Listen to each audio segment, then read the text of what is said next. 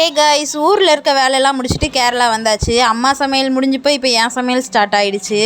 நாங்கள் மட்டும்தான் கேரளா வந்தோம். அம்மா இருந்து வீட்டு வேலை பார்க்குற மாதிரி பிளான் பண்ணியிருந்தாங்க. வந்ததுமே மீன் சாப்பிட்ணும் போல் இருந்ததுன்னு ஹஸ்பண்ட் கிட்ட சொன்னதுமே கேரை மீன் வாங்கிட்டு வந்துட்டாங்க. 1/2 kg. அதை மசாலா தடவி பகுதி பொரிச்சிட்டு அப்படியே பகுதியை குழம்பும் வச்சாச்சு. அடிக்கடி எதுக்காக கேரை மீன் வாங்குகிறோன்னா அதில் தான் முள் இருக்காது, என் பையனுக்கு சாப்பிட்றதுக்கும் ஈஸியாக இருக்கும். ரொம்ப போட்டு வெட்டி கஷ்டப்பட வேண்டாம்னாலும் இந்த மீன் வாங்கிக்கலாம். அப்படியே 1/2 kg மாங்காவும் வாங்கிட்டு வந்திருந்தாங்க. குட்டி குட்டியாக நல்லா பழுத்த மாங்காவாக இருந்துச்சு. 1/2 kg வந்துட்டு 40 ரூபான்னு சொல்லி விற்றுட்டு இருந்தாங்கன்னு வாங்கிட்டு வந்திருந்தாங்க. குழம்பு நல்லா கொதிச்சு ரெடி ஆனதுமே என் ஹஸ்பண்டோட அண்ணன் ஒய்ஃபும் பக்கத்தில் தான் இருக்காங்க. அப்படிங்கிறதுனால 2 பேருமே இடைக்கிடைக்கு ஏதாவது குழம்பு வச்சோம்னா ஷேர் பண்ணிக்கிடுவோம். அது மாதிரி தான் இன்றைக்கும் ஷேர் பண்ணிக்கிட்டோம்.